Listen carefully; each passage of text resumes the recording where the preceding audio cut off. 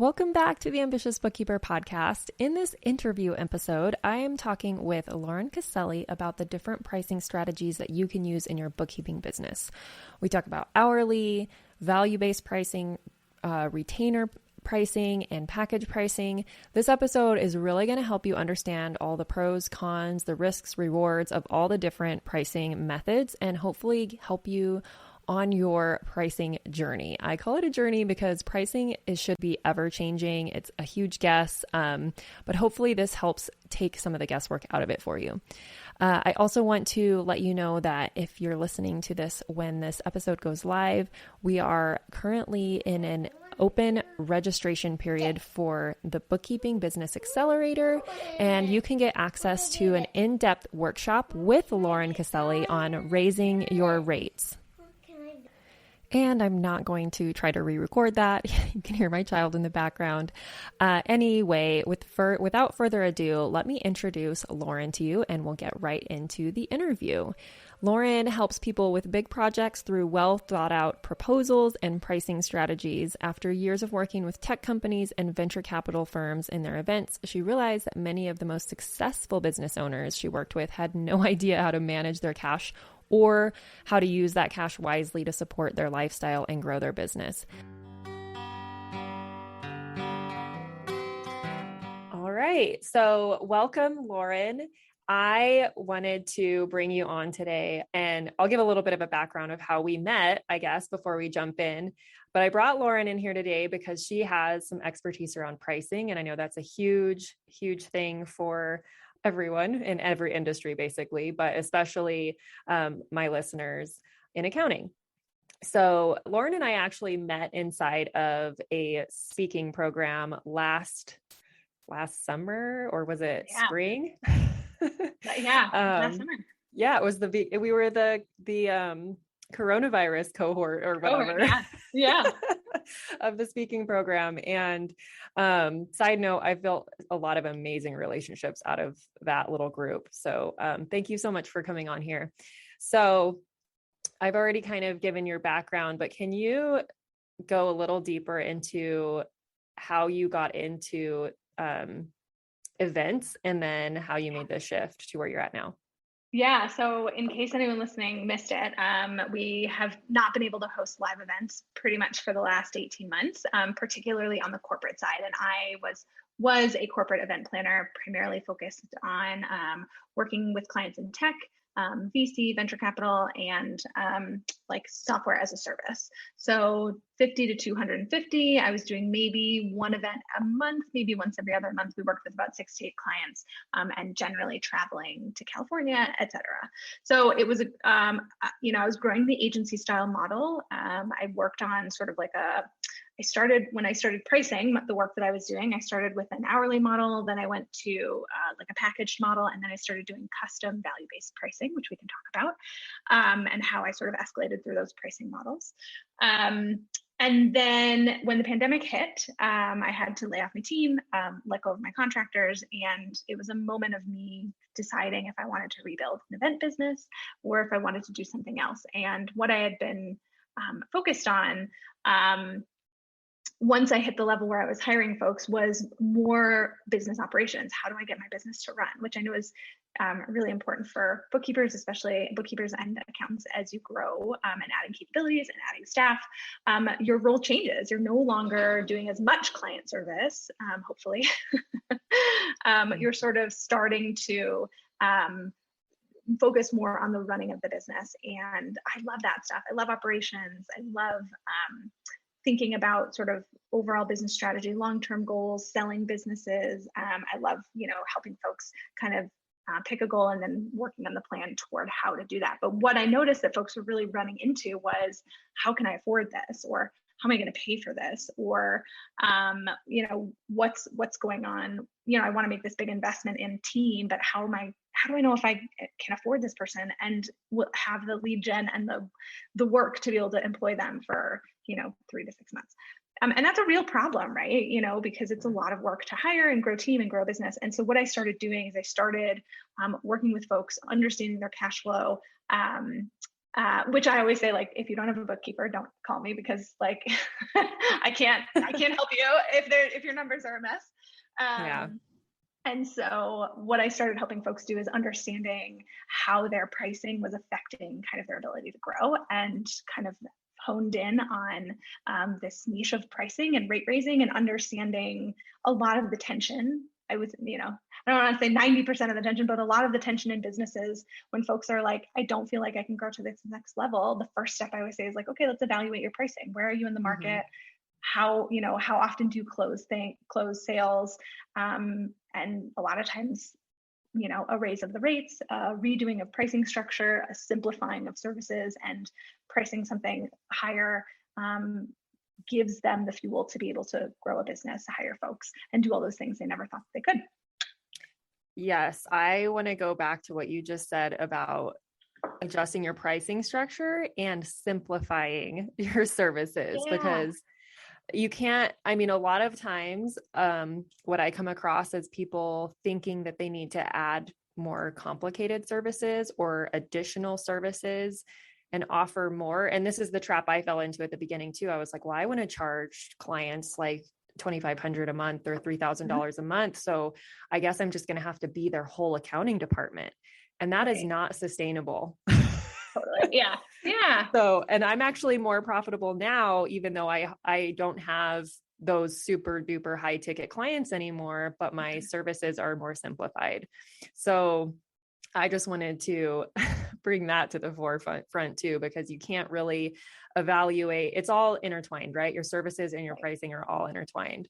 So, and there is a trade-off. I think what happens, and this is very common, and I did this, and most folks who start out, it's very common that whenever we are newer, starting businesses, learning how to work with clients and being sort of the sales engine of a business, we try to serve as many clients as we can. And sometimes I don't think that's a bad idea, because what you are doing is you are getting paid to learn what you're the best at. And, but the opportunity cost for that, or the sort of hidden cost of having a sales call and then like creating a package out of thin air for someone, or, deciding to go hourly and working with them on an hourly basis, is that now you have tacked on an immense amount of administrative work that you have to keep up with. And if you have an agency where you have, 3 or 4 people on your team, and maybe you have like an account manager or a bookkeeper or something, your own bookkeeper or somebody to manage, time tracking and invoicing and things like that, you can outsource that to that person. But if it's just you, the opportunity cost of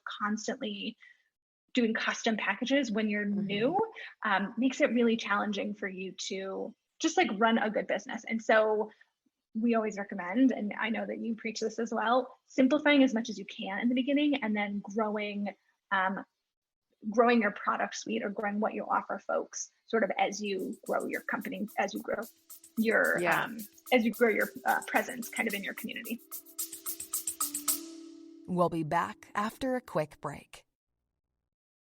This episode of the Ambitious Bookkeeper Podcast is sponsored by my brand new free training, The Ultimate Guide to Creating a Profitable Bookkeeping Business. In just 1 hour, you will learn 3 keys to creating and launching a profitable bookkeeping business. We will map out your path to creating a bookkeeping or accounting business that keeps you in control of your time, priorities, and expertise. From someone who built a 6-figure firm on part-time hours. That's right. You can stay in control of your time, keep family as your priority, and serve your clients well. It just takes a little strategy up front, and I'm going to help you with that during this free training. So head over to the show notes to sign up now for the next training and find out how you can choose the work you do, kick imposter syndrome to the curb, use tech to be super efficient, which all leads to a profitable business. Just head on over to ambitiousbookkeeper.com/training, and I will see you there.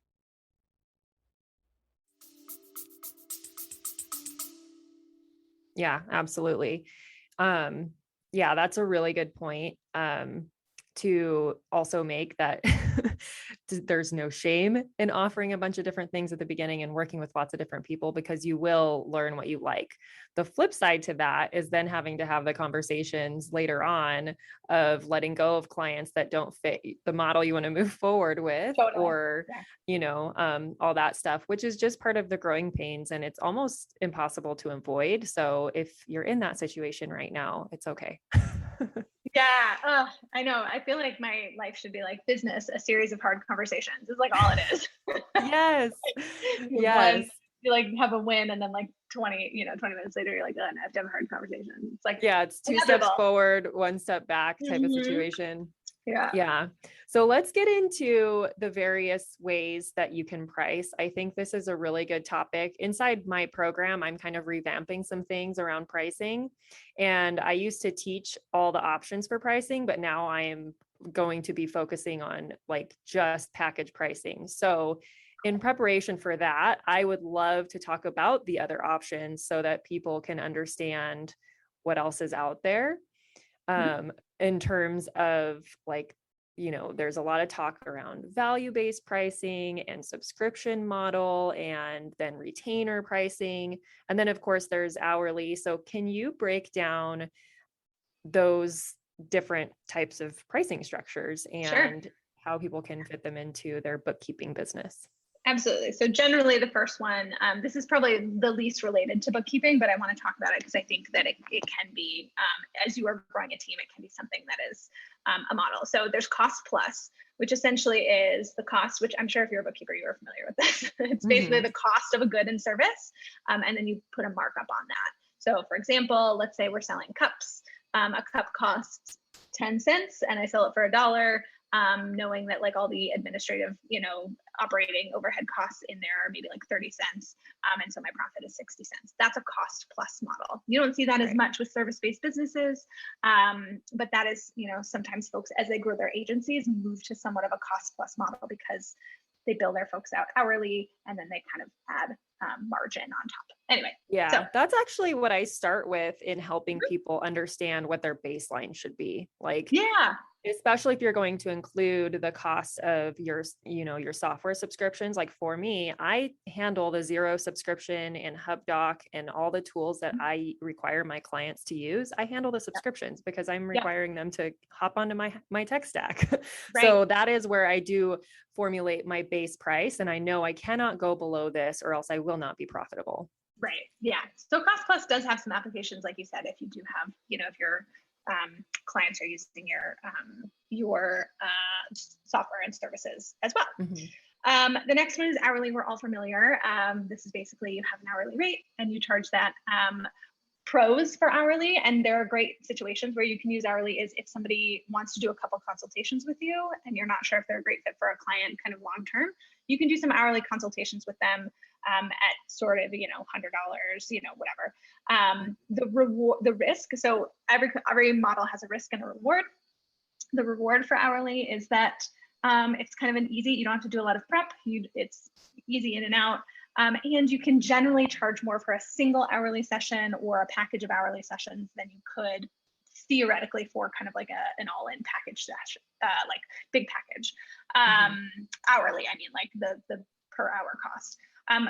The risk of hourly for service providers is somebody might only buy an hour and you're doing a lot of work for like onboarding a client for just a 1 hour call, or even, there's lots of risks. Like even if a client's like, but my problem is I want somebody to be with me for a year and you're trying to sell me on hourly and, you're sort of commodifying the service and they don't understand the value of the work that you do if you're, excellent at what you do compared to other folks who have hourly fees. I don't dislike hourly. I think there's a lot of people who get real negative with it, but I think I don't dislike hourly work. Particularly if you're in an industry where companies are used to working with hourly work. And I know accounting and bookkeeping is one of those industries. But there's other options.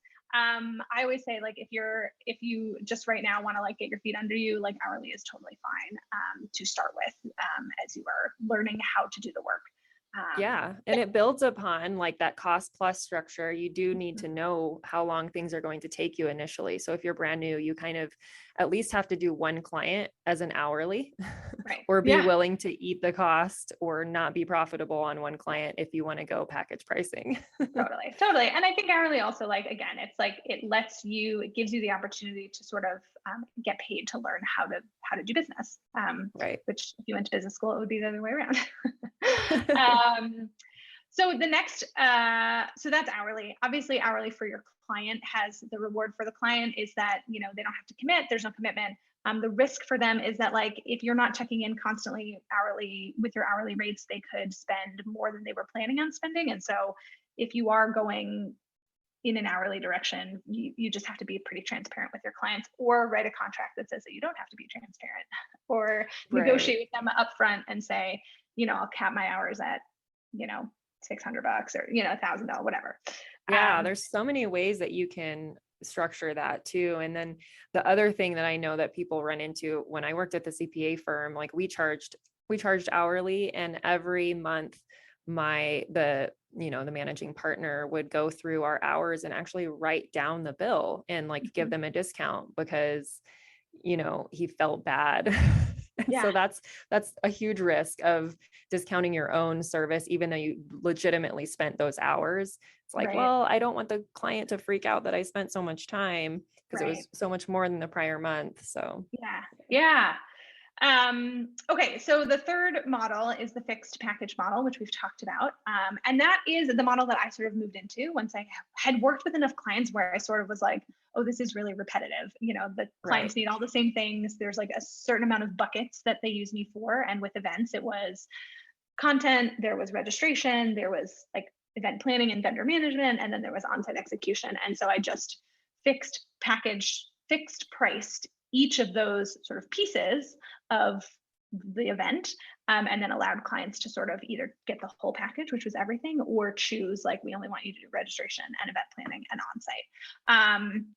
And the benefit I'll talk about the benefits for businesses, small businesses. The benefits of fixed package price is you basically come up with a framework. It's the same for everybody, and you remove all of the administrative work that comes along with hourly or cost plus, which is like time tracking and, invoicing monthly, et cetera. Fixed package pricing is sort of like, if we're together for, our engagement 6 months, this is what it's going to look like. It's the same amount of money. It's a little bit more automated. And so you decrease your administrative work significantly per client. And sometimes you can charge more within sort of like the package if you can prove the result. Then I would say the less beneficial thing about fixed or package pricing is that it doesn't differentiate between different styles of client. And almost always you will have one client where you are definitely making a significant amount of profit in time on your fixed pricing, and then another client where you are not, because they are overstepping boundaries. They need a lot of help. They need more than you are prepared to give. And so with fixed pricing, you are taking the risk that even though you're trying to sort of, I don't want to say commodify clients, but you're trying to sort of like put clients into your own framework, different clients will act different ways. And so some projects are really profitable, some are not. And that's sort of the risk that you take. So, and sometimes it's fine. And the more you work with clients, the more often you can see the flag, see the signs of a client. Absolutely. Yeah. And be like better with each new client that you bring on about communicating the scope and what's okay and what's not, right? Yeah. And that is a big sort of not issue, but like the better you are at communicating boundaries, the better that you are at training clients how to work with you, the more fixed pricing will work for you. Yes. Because what happens is if you're not good at that, then you're doing a bunch of extra work without being able to sort of communicate the boundaries of the package. Yes. This is definitely an issue for us people pleasers. Yeah. But what also helps is really getting clear on like types of personalities that you work well with, and that, like you can see how they operate in their business, and you can, like at least in this online world, you can get a taste of how people operate in their business by following them online. Yeah. Yeah. So you can kind of be like, I'm pretty sure they'll respect boundaries. Yeah. If I say this is the scope, they're not going to take advantage of the unlimited communication option that I have. Right. Right. So, and I think sometimes it's also like understanding your audience. Like often newer business owners need a lot more help because they know less, right? And so if you are targeting newer business owners, that's great. But also knowing that like as you onboard them, they might need more help than other folks, and just make sure you price your package appropriately under the assumption that you're going to be offering a lot of help for folks who who are newer and need a little more support. Yeah, you could also have an onboarding fee. So that's something that you maybe build into every new client, or just the ones that are newer in business or whatever, just to kind of protect yourself against that. But totally. Okay. And then the fourth, we won't talk about this one a ton because it's mostly, so one of the things, this is quite common actually in the coaching world. I found out, I did not know this, but also in events, I guess events is a little, this model. And that's like a performance-based or a commission-based model. And that is generally, I'll take like the example of someone who does launches, since we're all in online business here. So like if let's say you're like a launch copywriter or something like that, part of your fee, or actually I guess Facebook ads is a good example because almost every Facebook ads does like a commission structure. So Facebook ads, if you work with someone who runs Facebook ads, you often will pay them a flat fee monthly to manage your ads and do some of the strategic work. And then you also pay a commission of the ad spend. So if you're spending $10,000 a month on ads, you will pay, I think it's usually like 10%. So you usually pay about $1,000 a month in addition to their flat fee. That's a commission structure. Well, it's not really a commission structure. That's a percentage structure.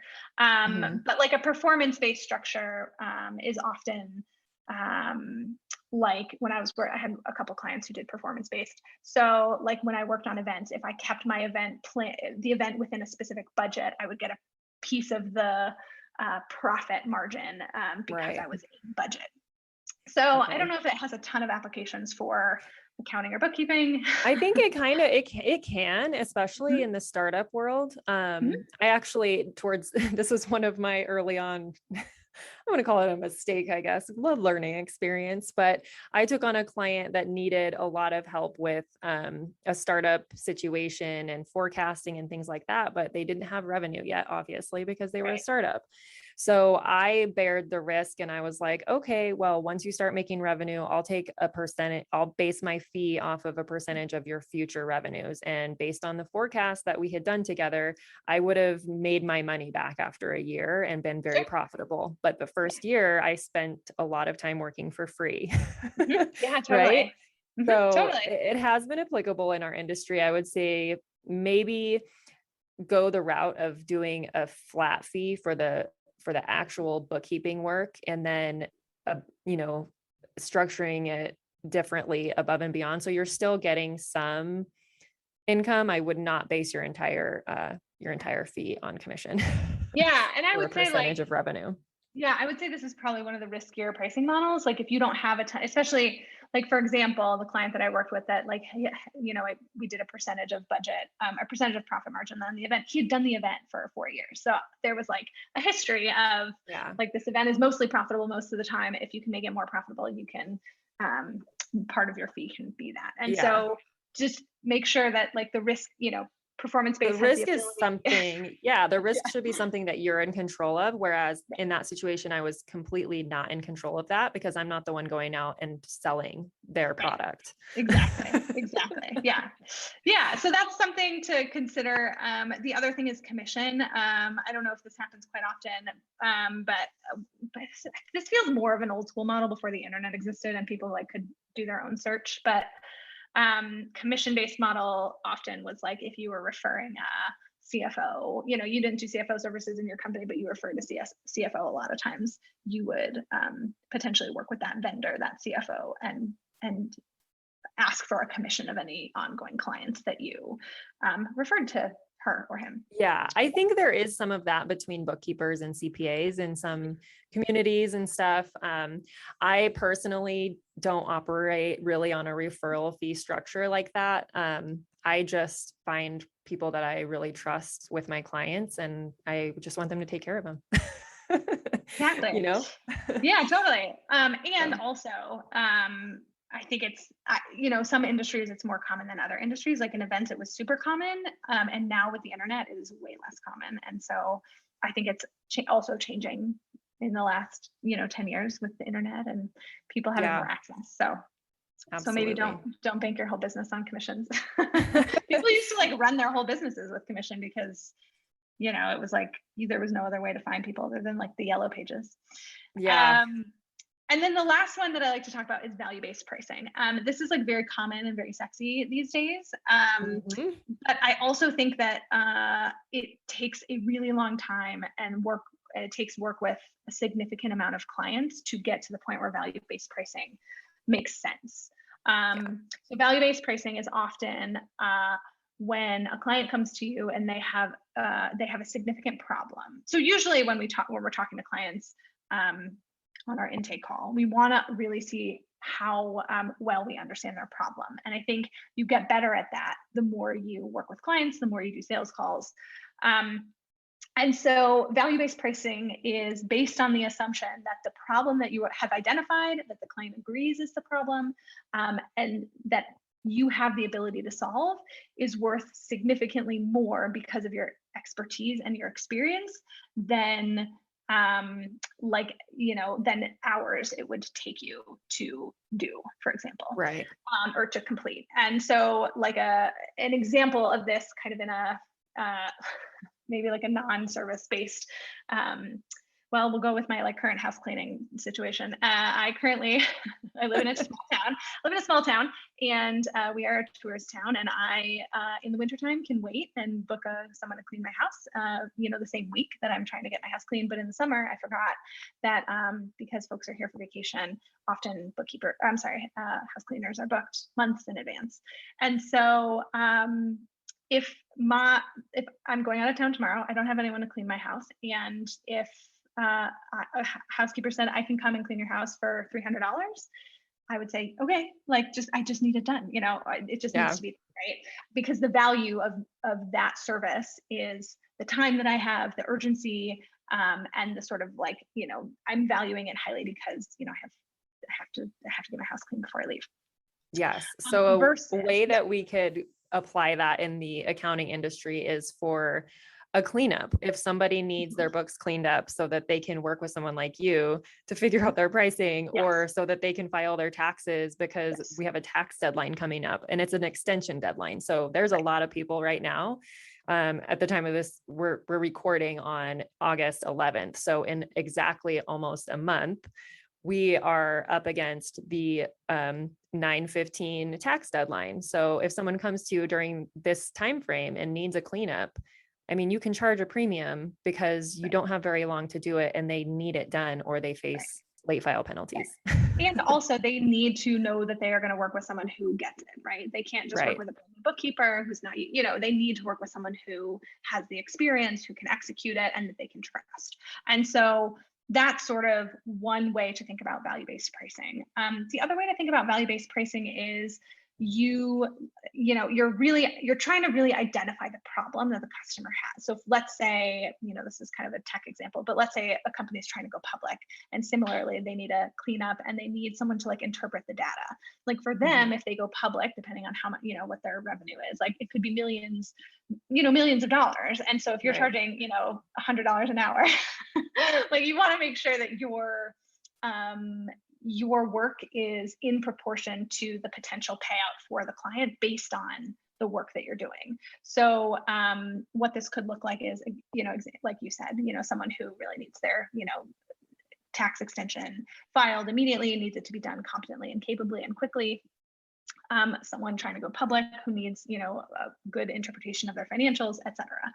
So, and also the other piece of value-based pricing is that company trying to go public and me, Lauren Caselli, that has, 20 expenses, I am not going to value your service the same way that company would value your service. And so the idea behind value-based pricing is that it is specific to each client, and it is specific to each client's problem. And so something that company values, the company going public values, is going to be much more expensive than what I would value it at. Right. So that's what is important to keep in mind with value-based pricing is you need to have a significant amount of experience to sort of understand those nuances across clients. And then B, you have to really understand the problem that the client has and know that you can execute well. And that all starts in sort of like the sales intake process and really kind of doing the coaching piece up front to make sure that you understand the problem. Yeah. And then with that too, comes, they might have some problems that are not services that you normally offer, Totally. but you can solve them. So it's kind of at that point, like a decision you have to make, like, would it be worth it for me to offer my solution, and would they pay for it? Right. Like there's so many variables that go into it, and it's such a guessing game. It is a huge guessing game. Value-based pricing is, I would say, undoubtedly the most difficult. And I think the biggest mistake that folks make is that they try to do it too early in their business. And they don't quite understand, the problem that they're trying to solve. And then also, I think the other part, you hit the nail on the head, is like, they don't have enough experience working potentially across either a whole company or across industries to understand just like what some of the things to watch out for are on like a bigger custom project.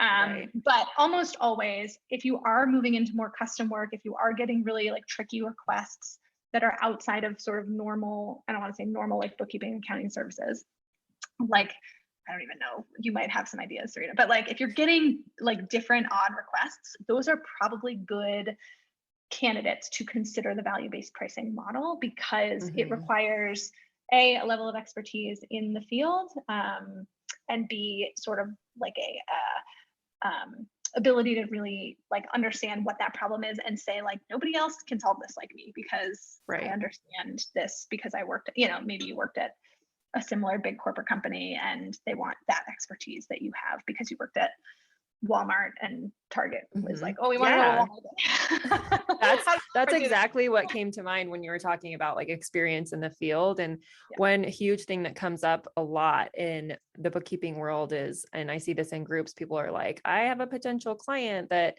works in the real estate investing, or something like is a very big, like retail, they have inventory. So those two things for me, that requires a niche consultant. Like you need to have a deep background in those two industries to be able to really be able to serve that client to what they need, especially if they're having issues. Right.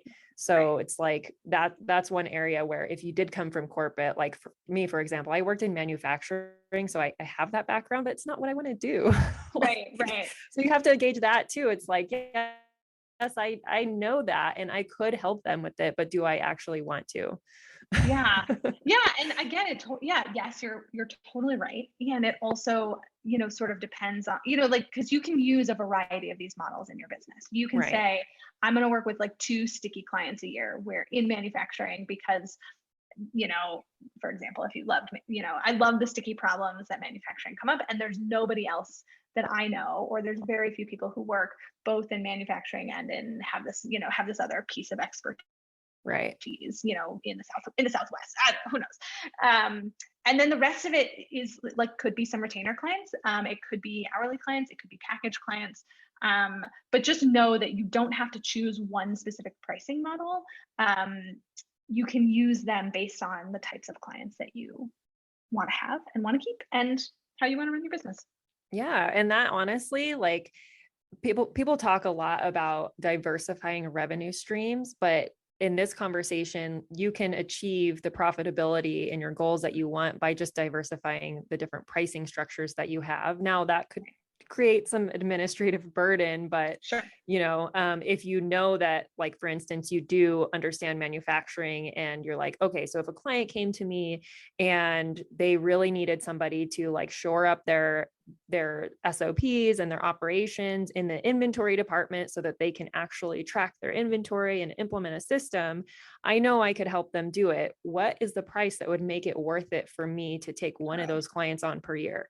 And then you can build everything else around that based on the time that you have left and all that kind of stuff. So yeah.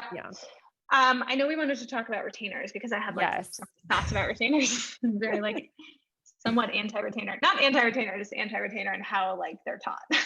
That is why I wanted to talk about it. Like I was just about to bring that back up because you mentioned retainer and there's a lot of like, even I'm slightly confused. Maybe it's because I know what it requires and I'm not down for the retainer style relationship. But let's talk about what exactly is a retainer structure, because I think it gets thrown around and misused because it's not the same as subscription, right? Or is it?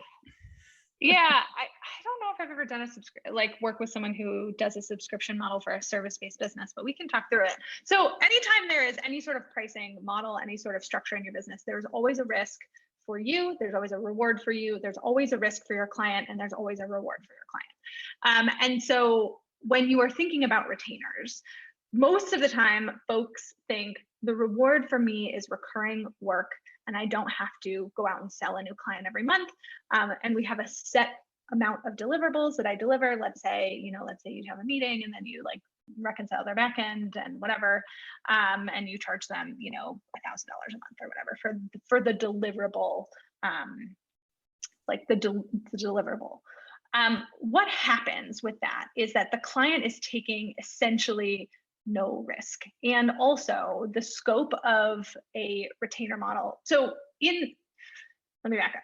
In the sort of world of retainers originally were an hourly based kind of model. So let's say you hold,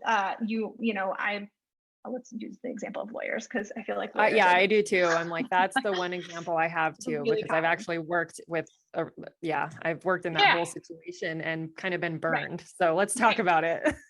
So in the legal field, nobody ever is like, hey, lawyer, I would like to work with you and I need to work with you in a month.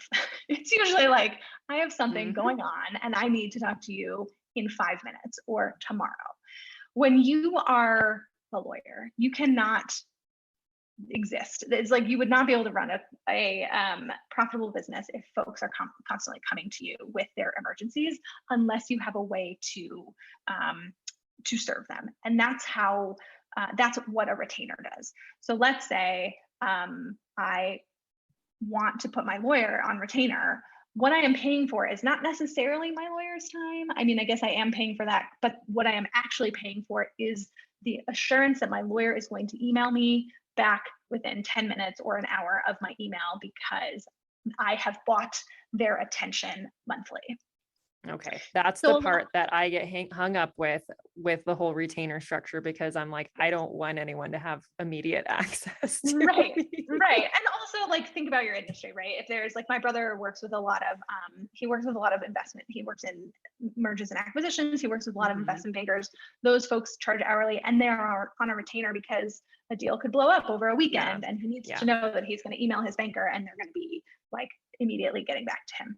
So what I see though, a lot of times is that folks want the comfort, business owners want the comfort of recurring income or revenue every month, but they are not understanding the value of the retainer. And generally the value of a retainer is the access to your immediate time and attention, not the work that you are doing. The work is valuable, yes, but if you are just saying, okay, every month I'm giving you the deliverables and, you're removing the admin because your client is, just paying you every month, that the client is essentially not taking a risk, because what is preventing them from just saying, okay, we don't want the deliverables next month, or we're canceling, cancellation clauses, etc.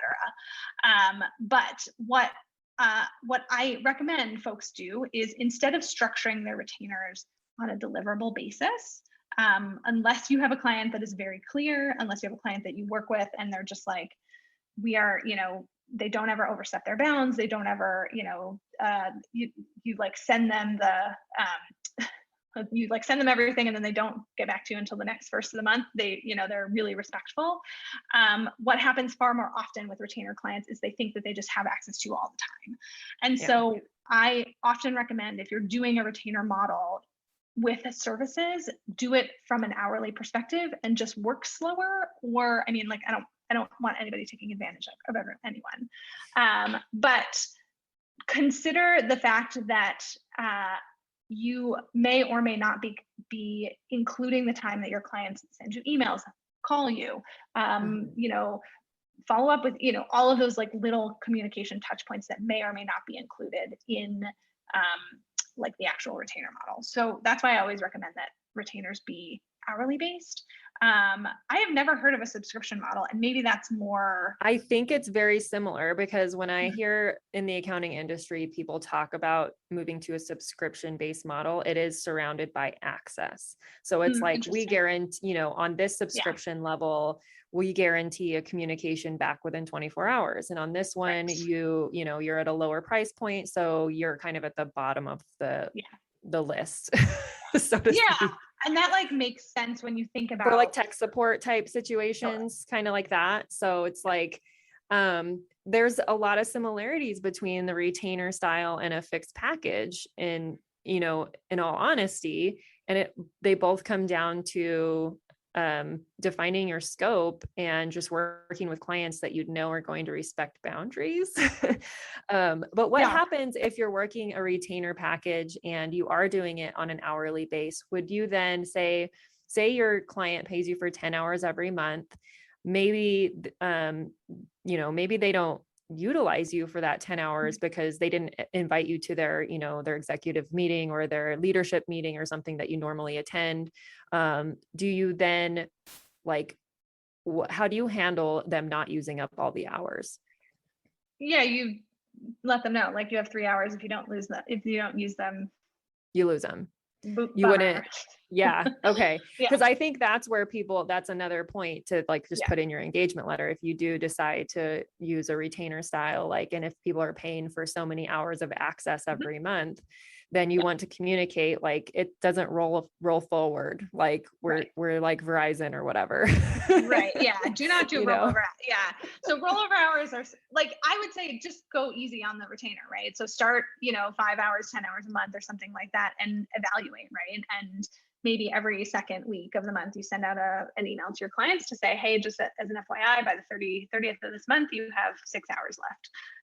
Let me know if you want anything to do. And I think, or you want to, there's anything that you want me to look at or anything you want me to review.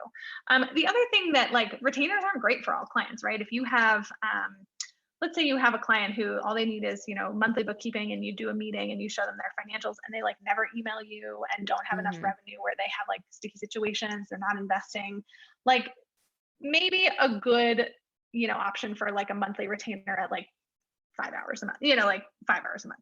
But or just moving them to a fixed package of you get your meeting, you get you can email me in between meetings because they're not utilizing it anyways. Right, exactly. Yeah, but clients who are good for retainer models are clients who need you a lot and need you, and everything feels like an emergency. And a lot of times, folks are I just don't want to work with clients that are like that. And I'm yes. And if you put boundaries on it, if you say, I'm happy to work with you, we need to move to this model, and that solves their problem, and you're getting paid for the emails at 4 a.m. even though you don't respond till 9:30 or whatever, that is a great way to do it. To say in order for us to work together, I'm going to move you into a retainer model. It's 10 hours a month because I see you need additional help and support around this IPO or whatever. And right. I honestly. Yeah, that would be a great option, honestly, for that instance where I talked about that startup I was working with. I could have actually made money, more money on that if I had just moved them to a retainer offer. But I mean, and then they would have just been responsible for, finding a way to pay me. But it's kind of the same, because it would be I would get kind of emergency emails, we need to figure out this pricing and blah, blah, blah. And it's Or if Yeah. you're working with a client that's getting like funding from the SBA and you're just kind of waiting for the SBA to respond, but as soon as they respond with questions, like you have to hop on it. Right. Right. So yeah. like The that. other thing that I've seen folks do is, and this might be like similar to the package model, is that they do a retainer, like let's say, I don't know if retainer is even the right word, but they do like a monthly, if you buy 3 months of this fixed package, we'll do it in like a VIP day style. So they do sort of like VIP day retainer models where it's not even a retainer. It's more like you just purchase for a certain amount of months. Yeah. And that can be a way to solve your sort of like recurring revenue problem. If that is I don't feel like in our industry, like recurring revenue is the problem. The bigger problem is like balancing the workload. So like Right. you kind of have to either just know your work might fluctuate and charge hourly, or, be very picky about the type of clients that you work with. But I don't feel like in every other industry, everyone's trying to figure out like, how do we get recurring revenue so we don't have to Right. go out and market all the time? Like the only time I have to market is when I want more clients, more recurring revenue. Yeah. Or if I lose a client, which is, Totally. it's a sticky relationship. So that hardly ever happens. Yeah. And, I think it's so interesting because when you're like, balancing the work, I think a lot of times you're right in that maybe it's time for a price increase if you're having trouble balancing all of the work that you have, right? Usually when there is sort of like too much of a disconnect between available time and, clients that you have, I think a lot of times it's time to look at your pricing, because even on your busiest months or weeks, you should still be making sure that you're working hopefully an appropriate amount, because obviously it's tough. I know tax season, et cetera, is like really, really challenging, and probably this filing deadline coming up is also really challenging. But just knowing that if people are paying for your services and really love the work that you're doing, and you find yourself not having a ton of bandwidth, it might be time to evaluate a rate increase. Yeah. That's I'm glad we brought it to that point, because I'm actually, if you're thinking about joining my upcoming revamped Bookkeeping Business Accelerator program, Lauren will be guest teaching a whole workshop on how to raise your rates. So do you want to talk about what you usually go over in those workshops? Because you've done these for other groups, right? Yeah, totally. So a lot of times, again, we talk about the moment that where you are thinking about a rate increase, but aren't sure if it's time. So we'll talk about some situations where you might consider it's time to up your pricing for your clients. Then we'll talk about how to communicate it, because a lot of times folks are like, I'm so scared. But if you're doing great work, most of the time, you will get clients who are happy to pay pricing increases, particularly if their businesses are growing. How do you make sure that you are communicating it effectively? We'll talk a little bit about pricing models to consider, what are we doing the rate raise for? Are we trying to get more time back? Are we trying to introduce a new service? Are we trying to work with clients in a deeper way? So we talk a little bit about like, why are we doing this? And then the last thing we talk about is like, how do we project based on, how do we get over the fear of like, what if a client says no, I have to drop out, and I have to lose a client, what happens? And a lot of that is numbers and spreadsheet stuff. Because if you're charging more for fewer clients, then you have more time and more money, or even at the very least the same amount of money, but more time. Yes, because it's typical to have a little bit of attrition with price increases, but hopefully your overall price increase will at least cover the difference, and then you've won back time in your day. So and then you can go forward with new clients and at the new rate. So a lot of times price increasing is just understanding why you're doing it, and understanding what it would look like, and then communicating it. I think that's where people struggle the most. The communication for people pleasers. Sure. So in that workshop, do we actually workshop like, okay, let's pull up your client roster. Let's look at where everybody's at. Or do you give people the steps to take so they can do that on their own? Yeah. So generally so I have a couple worksheets. One is sort of like a cash flow spreadsheet, which I'm sure, I don't even know if I need to give it to your group because y'all probably have your own cash flow spreadsheets. But basically what I like to do is a live demo of like, okay, let's say I'm working on with one client on retainer. What would it look like if we increased our package pricing for this $500 a month? What does that look like for my cash flow? What does that look like for my time? What does that look like for, for my annual revenue at the end of the year? And then we just play with numbers for a little bit to see like, oh, actually, I would not need to take, I could lose 2 clients if I raised, 3 clients, $500 a year, whatever, however that works. Sometimes it's just understanding the numbers. And then we talk through a lot of like mindset issues, which I don't, I love the mindset, but we talk through like, what is preventing you from doing this? Are you afraid of the justification, of the work? So I think the numbers is a good place to start, especially with data-driven folks, because they're like, I get this, I understand, numbers make sense.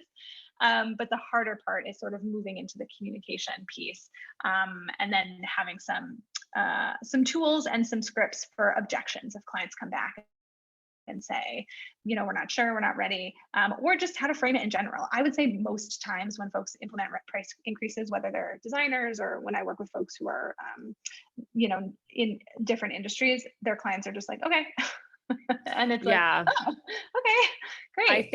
I think the harder thing, or at least this is probably a mindset block or whatever you want to call it for our industry, is that most of our prices is a recurring model. So it's like, we are locking them into a new price. It's not like they can just easily walk away if they don't want to go into the new price. But I mean, in all reality, anyone can just walk away anyways, but it's just like a different, you have to different considerations, I guess, rather than, you're not talking about losing a repeat customer. You're talking about losing a current customer.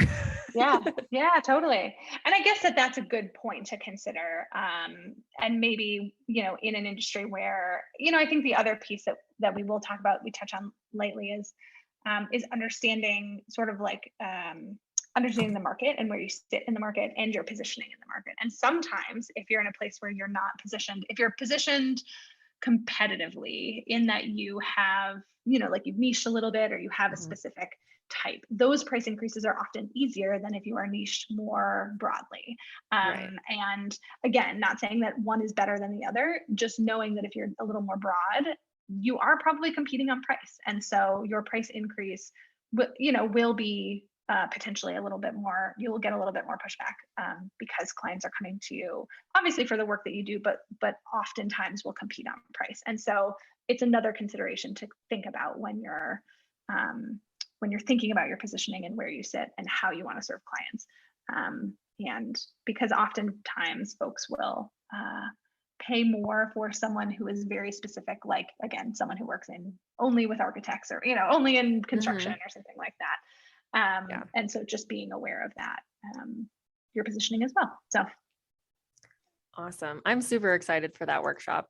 So I thank you so much for joining me today. I really appreciate it. We're getting near the end of the time that we have scheduled. So do you have any final thoughts you want to leave people with, or, let everyone know where they can find you to connect? Yeah. So I hang out a lot on Instagram. I'm at Lauren Caselli _ and would love all of your pricing questions. And if you have any other questions, happy to, hopefully I'll see you in the fall in the Bookkeeping Business Accelerator. But if not, feel free to connect with me on Instagram at Lauren Caselli _ Awesome. Thank you. And Lauren goes live a lot and talks about these pricing things and consulting type stuff. So lots of valuable content that she posts on Instagram. So I definitely recommend giving her a follow. So once again, Lauren, thank you so much for joining me today. And we'll see you in like a month. Awesome. Sounds good. All right. Bye. Bye.